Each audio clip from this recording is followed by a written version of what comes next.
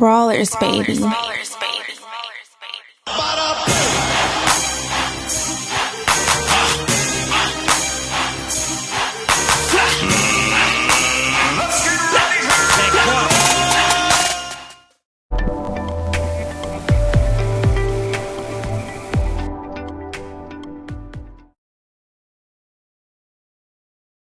In the building, this is the Brawler Sports Boxing Show, talking about Anthony Dirrell's comeback last night since losing by way of knockout to David Benavidez. So that was back in 2019, fighting he versus Kyron Davis last night. That was a good fight, and for him to have had a layoff like he did, he didn't show much ring rust, a little bit maybe, but for the most part, Dirrell did what he normally comes out and do. He establishes the fight early, takes control, makes sure he's the one in command of the fight, establishes his jab. He starts going to the body right away, utilizing that ring to his advantage. Good ring generalship, if you will. But Kyron Davis, you got to give it to him. Hey, with a guy that's got 15 fights, stepping in the ring with a former world champion like Dirrell, he had everything to prove.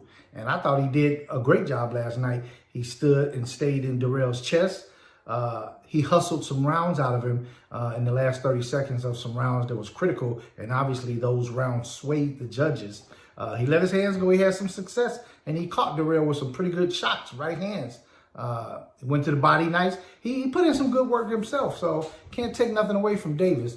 Dirrell, he's probably going to go back and look at this fight, do a reassessment of, if I coulda, woulda, shoulda, what I should have done, opposed to doing this when I fought last night, and I should have done that. But for the most part, Dirrell is back. He just need to be patient. He's with the right company, PBC, Al Haymon. So, Al Haymon going to continue to push him forward, and Al Haymon saying the same thing. Not a bad performance to have been laid off and coming back off of a knockout like he did. But nobody looks for a draw. You definitely want to get the W. But he'll be back.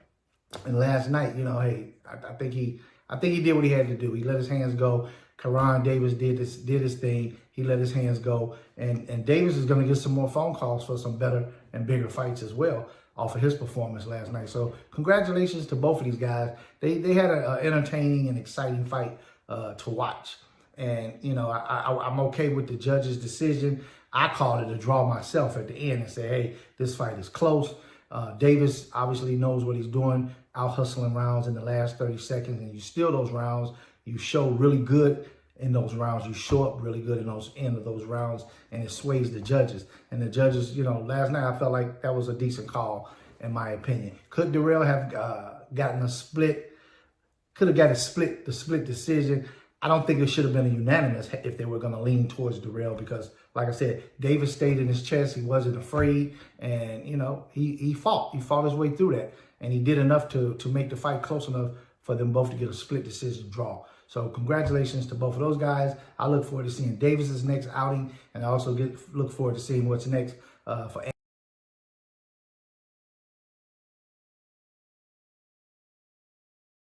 So let's talk a little bit about Shakur Stevenson versus Oscar Valdez. Okay, so based on Oscar Valdez's last fight, yes, he looked very, very good, excellent, if you will, versus the likes of Burchell. But don't get it twisted. Burchell was a perfect design fighter for Oscar Valdez. Oscar Valdez being known as a boxer, Burchell is more of a puncher. He comes straight forward, standing straight up, and Valdez had much success with that type of style fighter in Burchell. And he was very successful in landing a lot of power punches to the body and to the head, and in stopping Burchell. That fight should have been stopped way sooner than it was. So that's shame on the handlers and as well as the referee. The referee was right there. He knew this guy's legs was gone. He was wobbled. He was hurt. He never regrouped and regained himself fully from previous knockdowns throughout that fight. So don't get it twisted, though. Shakur Stevenson is way too much of a boxer, too slick. His IQ, boxing IQ, is off the chain. There's no comparison in the likes of a Shakur Stevenson versus Oscar Valdez, if you will. There's just no comparison. So I don't want fans to start getting all up in an uproar about, ooh, yeah, Valdez, he going to stop Shakur. He going to beat Stevenson. No, the hell he is not. Shakur Stevenson will stand to this test, and it's not even a test, many of you think. So, and he's going to make this fight look really, really easy and make Valdez look like an amateur as he strip him down and take him into deep waters. He may just take him into deep waters, give him a good shellacking, a beat down boxing lesson, boxing clinic, if you will, before he finally polishes him off and finishes him. So just know that. And all the talk that we're talking about now with Billy Joe Sanders and Canelo, that's not going to happen either. I just want to give a shout out real quick to my main man, Money Powell IV. Money Powell IV, he fought this past weekend versus a William Langston. And it was a 6-rounder. I believe that was at super middleweight. I remember when I first interviewed Money Powell IV when he took on. Just wanted to talk a little bit about the upcoming Canelo Alvarez versus Billy Joe Sanders, May 8th. The venue is to be determined. As of yet, we have not received that information, if you will. Canelo said in an interview after he just upset Yildirim this weekend that he's so much better than Billy Joe Sanders. This isn't going to be a problem for him. Yet, a lot of Billy Joe Sanders fans thinks that Triple G has written the blueprint on how to beat Canelo, but he didn't beat him. But they feel like this blueprint is the blueprint to give Canelo problems, and that Canelo can't handle a mover, a sticker and a mover, a boxer, in other words, like himself. Make no mistake about it. Canelo knows how to cut that ring off and take away one's boxing ability, if you will.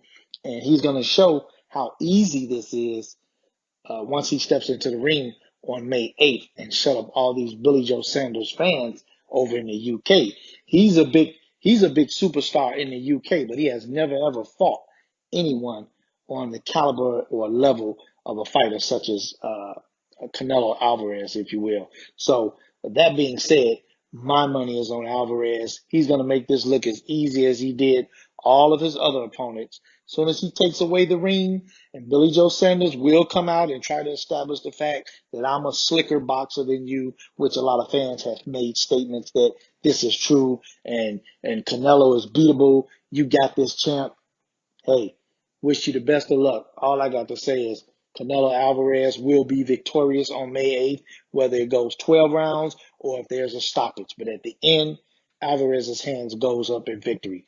That's that. Well, once again, it's your boy Rick Mohamed, Brawler Sports Media in the building, and I want to hear what your comments and feedback is on this up-and-coming super fight that everybody feels like BJS, Billy Joe Sanders, is going to give Alvarez problems. If you haven't already subscribed to my YouTube channel, please, by all means, do so now. Set that alarm, get those alerts. When I know, you know. And that's what we at Brawler Sports Media vow to do. Deliver the best boxing info, news, and content that's available to you.